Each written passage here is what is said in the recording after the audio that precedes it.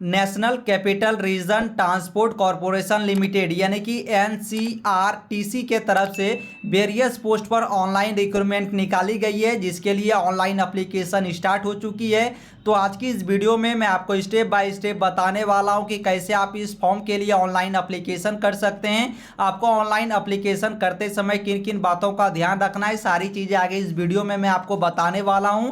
तो वीडियो को complete and तक वॉच कीजिए। वीडियो एंड तक देखने के बाद वीडियो इन्फॉर्मेटिव लगती है तो अपने दोस्तों में भी आप जरूर से इसे शेयर कर सकते हैं। और अगर आप अपने से इस फॉर्म के लिए ऑनलाइन एप्लीकेशन नहीं कर पाते हैं तो आपको स्क्रीन के नीचे जो नंबर दिखाई दे रही है, इस नंबर पर कॉन्टैक्ट कर आप इस फॉर्म को हमारे टीम के साइट से भी ऑनलाइन अप्लाई करवा सकते हैं, जिसके लिए आपको एक मिनिमम सा अमाउंट पे करना होगा और आपकी घर बैठे जो ऑनलाइन फॉर्म फिलिंग है वो कंप्लीट हो जाएगी। बाकी अगर आपको अपने से ऑनलाइन एप्लीकेशन करनी हो तो आपको किसी एक ब्राउजर को ओपन करना है। ब्राउजर ओपन करने के बाद आपको सर्च करना है formdekho.com। आपके सामने में फॉर्म देखो की ऑफिशियल साइट इस तरह से ओपन हो जाएगी। फिर आप स्क्रॉल कर आएंगे, यहाँ पर आपको लेटेस्ट जॉब वाले सेक्शन में एक ऑप्शन दिखाई दे रहा होगा NCRTC various post online recruitment 2025 का। तो आप इस पर क्लिक करेंगे। क्लिक करने के बाद आपके सामने में इस तरह की पेज ओपन होगी। मैं इसका लिंक वीडियो के डिस्क्रिप्शन बॉक्स पर भी दे दूंगा, आप डायरेक्टली वहां से इस पेज पर आ सकते हैं। फिर आप स्क्रॉल कर नीचे आएंगे।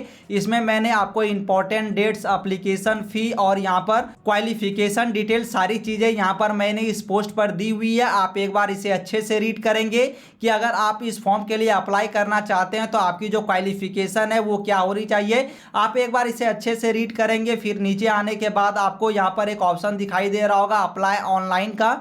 तो आपको यहाँ पर होम के ऑप्शन पर क्लिक करना है। होम के ऑप्शन पर क्लिक करते ही आपके सामने में यहाँ पर इस तरह की पेज ओपन होगी। अब आपको सबसे पहले यहाँ पर रजिस्ट्रेशन करना होगा।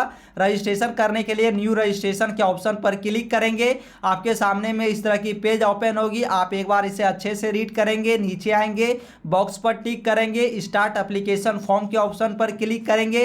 फिर आपके सामने में यहाँ पर एप्लीकेशन फॉर्म का पैनल ओपन होगा। अब आपको यहाँ पर अपनी मोबाइल नंबर इंटर करनी है। फिर आपको सेंड OTP के ऑप्शन पर क्लिक कर देनी है। अब सेंड OTP के ऑप्शन पर क्लिक करते ही आपके मोबाइल नंबर पर एक OTP सेंड की जाएगी। उस OTP को आपको यहाँ पर इंटर करना है। फिर सबमिट के ऑप्शन पर आपको क्लिक कर देना है। सबमिट के ऑप्शन पर क्लिक करते ही आपको यहाँ पर अपनी ईमेल आईडी इंटर करनी है। फिर सेंड OTP के ऑप्शन पर क्लिक करनी है। आपके ईमेल आईडी पर एक OTP सेंड की जाएगी। उस OTP को इंटर कर आपको OTP वेरीफाई करना है। अब अपनी ईमेल आईडी वेरीफाई करने के बाद आपके सामने में पर्सनल डिटेल्स का ऑप्शन ओपन होगा। सबसे पहले आपको यहाँ पर अपनी फर्स्ट नेम को इंटर करना है। जो आपके मैट्रिक के सर्टिफिकेट या फिर मार्कशीट पर नाम है उसी नेम को आपको यहाँ पर इंटर करना है। अगर आपका कोई मिडिल नेम है तो मिडिल नेम को इंटर करेंगे। लास्ट नेम है तो आप लास्ट नेम को यहाँ पर इंटर करेंगे। फिर आपको अपने फादर्स के नेम को यहाँ पर इंटर करना है। फादर्स के नेम को इंटर करने के बाद आप यहाँ पर अपने मदर्स के नेम को इंटर कर सकते हैं। फिर आपको यहाँ पर अपने हस्बैंड का नाम इंटर करना है। अगर आप चाहे तो हस्बैंड के नेम को इंटर कर सकते हैं, नहीं तो आप इसे छोड़ सकते हैं। फिर आपको अपने जेंडर को सेलेक्ट करना है। आप जिस भी जेंडर से बिलोंग करते हैं जेंडर सेलेक्ट करेंगे। फिर आप किस पोस्ट के लिए अप्लाई करना चाहते हैं उस पोस्ट को आप यहाँ से सेलेक्ट करेंगे। आपने डिप्लोमा या फिर ग्रेजुएशन जिस भी स्ट्रीम में करके रखी होगी उसे आप यहाँ से सेलेक्ट करेंगे। या फिर आप HR के लिए अगर अप्लाई करना चाहते हैं तो HR की क्वालिफिकेशन मैंने यहाँ पर बताई हुई है। आप एक बार चेक करेंगे कि अगर कोई कैंडिडेट HR के लिए अप्लाई करना चाहता है तो उसका क्वालिफिकेशन क्या है वो आप यहाँ से चेक करेंगे। फिर आप जिस पोस्ट के लिए अप्लाई करना चाहते हैं उसे आप यहाँ से सेलेक्ट करेंगे। फिर आपका मोबाइल नंबर और ईमेल आईडी आपको यहाँ पर ऑलरेडी दिखाई देगी। आप नीचे आएंगे, यहाँ पर आपको अपनी नेशनलिटी को सेलेक्ट करना है। फिर आपको अपनी कैटेगरी सेलेक्ट करनी है। आप जिस भी कैटेगरी से आएंगे उस कैटेगरी को आप सेलेक्ट करेंगे। उसके बाद अगर आप एक्स सर्विसमैन होंगे तो यस करेंगे, नहीं तो नो के ऑप्शन पर क्लिक करेंगे। डेट ऑफ बर्थ आपको यहाँ पर चूज करना है। आपका जो भी डेट ऑफ बर्थ है उस डेट ऑफ बर्थ को आप यहाँ पर कैलेंडर के ऑप्शन पर जाकर चूज कर सकते हैं। आप अपने अकॉर्डिंग अपना डेट ऑफ बर्थ यहाँ पर इंटर करेंगे। फिर आपको नीचे आनी है। अब आपको यहाँ पर एग्जाम सेंटर का प्रेफरेंस इंटर करना है। आप अपना एग्जाम सेंटर जहाँ भी चाहते हैं इस लिस्ट में आप उसे सबसे फर्स्ट पर रख सकते हैं। जैसे कि मैं यहाँ पर सबसे फर्स्ट पर कोलकाता रख लेता हूँ। उसके बाद आपको यहाँ पर सेकंड एग्जाम सेंटर को चूज करनी है, थर्ड एग्जाम सेंटर को चूज करनी है। आपको यहाँ पर काफी सारी ऑप्शंस मिलती है, लेकिन इसमें से आपको कोई 3 एग्जाम सेंटर के प्रेफरेंस को चूज करनी होगी। फिर यहाँ पर आपको अपनी करस्पॉन्डेंस एड्रेस को एंटर करना है, जिसमें एड्रेस डिटेल में आपको अपनी फुल एड्रेस को एंटर कर देनी है।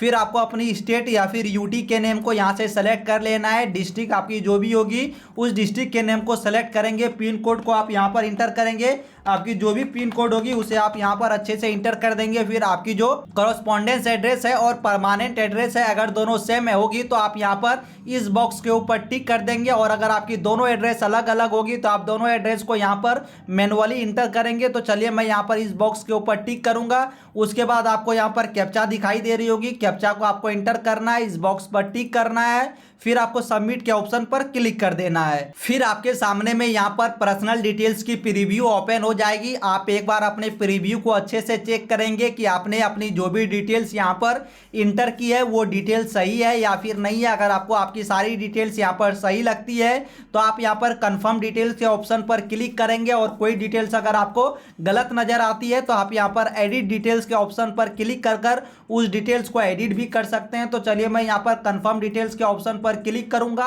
अब आपके सामने में आपकी एप्लीकेशन नंबर आपको दिखाई दे जाएगी। इस एप्लीकेशन नंबर को आप कहीं पर लिख कर रख सकते हैं, नहीं तो ये एप्लीकेशन नंबर और पासवर्ड जो है वो आपके ईमेल आईडी पर भी आपको सेंड कर दी जाएगी। उसके बाद आप यहाँ पर 4 स्टेप्स को कंप्लीट कर अपने फॉर्म को कंप्लीट करेंगे, जिसमें आपकी फर्स्ट स्टेप यहाँ पर कंप्लीट हो चुकी है। अब आपको यहाँ पर एप्लीकेशन फॉर्म के लिए नीचे आनी है। फिर आपको यहाँ पर सेव एंड प्रोसीड नेक्स्ट के ऑप्शन पर क्लिक कर देनी है। फिर आपके सामने में यहाँ पर क्वालिफिकेशन डिटेल्स को एंटर करने का ऑप्शन आ जाएगा। आप नीचे आएंगे, सबसे पहले आपको यहाँ पर 10th की क्वालिफिकेशन डिटेल्स इंटर करनी होगी, जिसमें सबसे पहले आपने 10th जिस भी बोर्ड से करके रखी होगी उस बोर्ड का नाम आप यहाँ पर इंटर करेंगे। जिस भी ईयर आपने 10th का एग्जाम पास किया होगा उस ईयर को सिलेक्ट करेंगे। आपका टोटल कितना परसेंटेज आया था उस परसेंटेज को आप यहाँ पर इंटर कर देंगे। उसके बाद आपको यहाँ पर 12th की डिटेल्स को इंटर करनी है। उसी तरह से 12th के बोर्ड के नाम को लिखेंगे। 12th आपने जिस भी ईयर पास किया है उस ईयर को सिलेक्ट करेंगे। उसके बाद आपकी परसेंटेज कितनी थी उस परसेंटेज को इंटर करेंगे। उसके बाद आप फिर नीचे आएंगे। अब यहाँ पर आपसे आपकी एसेंशियल क्वालिफिकेशन मांगी गई है, जिसमें अगर आपने ITI, diploma, graduation, BTech, BSc कोई भी इस सब में कोर्स करके रखी होगी तो उसकी डिटेल्स को आप यहाँ पर इंटर करेंगे। जिसमें सबसे पहले आप अपने यूनिवर्सिटी के नेम को इंटर करेंगे। फिर आपका कॉलेज का क्या नाम था उसे यहाँ पर टाइप करेंगे।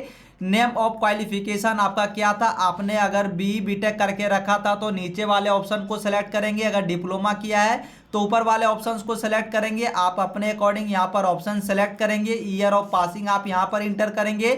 आपकी परसेंटेज कितनी थी उस परसेंटेज को यहाँ पर इंटर करेंगे। देन अगर आपने पोस्ट ग्रेजुएशन करके रखी है तो उसके डिटेल्स को इंटर कर सकते हैं, नहीं तो आप इसे छोड़ सकते हैं, ये पूरी तरह से ऑप्शनल है। आप नीचे आएंगे, नीचे आने के बाद अब अगर आपके पास कोई वर्क एक्सपीरियंस है तो आप वर्क एक्सपीरियंस को भी ऐड कर सकते हैं, नहीं तो आप इसे छोड़ देंगे। उसके बाद आपको इस बॉक्स पर टिक करनी है। फिर आपको सबमिट के ऑप्शन पर क्लिक कर देनी है। देन यहाँ पर आपके सामने में आपकी क्वालिफिकेशन डिटेल्स की समरी ओपन हो जाएगी। आप एक बार इसे चेक करेंगे। चेक करने के बाद अगर आपकी डिटेल सही है तो आप नीचे आएंगे, फिर कंफर्म डिटेल्स के ऑप्शन पर क्लिक करेंगे। और अगर आपने कोई भी डिटेल्स यहाँ गलत इंटर कर दी है तो आप एडिट डिटेल्स के ऑप्शन पर क्लिक कर उसे एडिट कर सकते हैं। तो चलिए मैं कंफर्म डिटेल्स के ऑप्शन पर क्लिक करूंगा। उसके बाद मेरी सेकेंड स्टेप भी यहाँ पर कंप्लीट हो चुकी है। अब मुझे यहाँ पर अपनी डॉक्यूमेंट्स को अपलोड करनी होगी, जिसके लिए मैं यहाँ पर सेव एंड प्रोसीड नेक्स्ट के ऑप्शन पर क्लिक करूंगा। उसके बाद आपके सामने में आपकी डॉक्यूमेंट्स को अपलोड करने का ऑप्शन ओपन हो जाएगा, जिसमें सबसे पहले आपको यहाँ पर सेलेक्ट के ऑप्शन पर क्लिक करनी है। फिर फोटो को सेलेक्ट करनी है।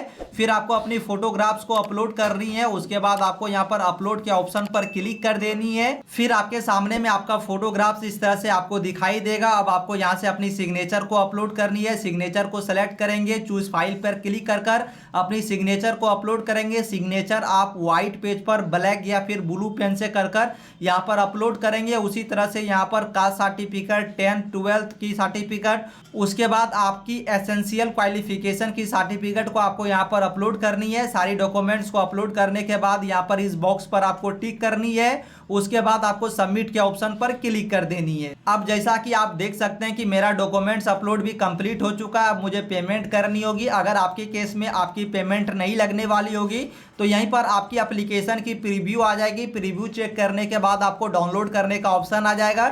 लेकिन अगर आपको पेमेंट कर लगेगी तो आपको यहाँ पर पेमेंट दिखाई देगी कि आपको यहाँ पर 1180 रुपये का पेमेंट करना होगा। इसमें 180 रुपये जीएसटी इंक्लूड है। उसके बाद आपको इस बॉक्स पर टिक करनी है। देन आपको डिक्लेरेशन को भी टिक करनी है। उसके बाद आपको यहाँ पर प्रोसीड फॉर पेमेंट के ऑप्शन पर क्लिक कर देनी है।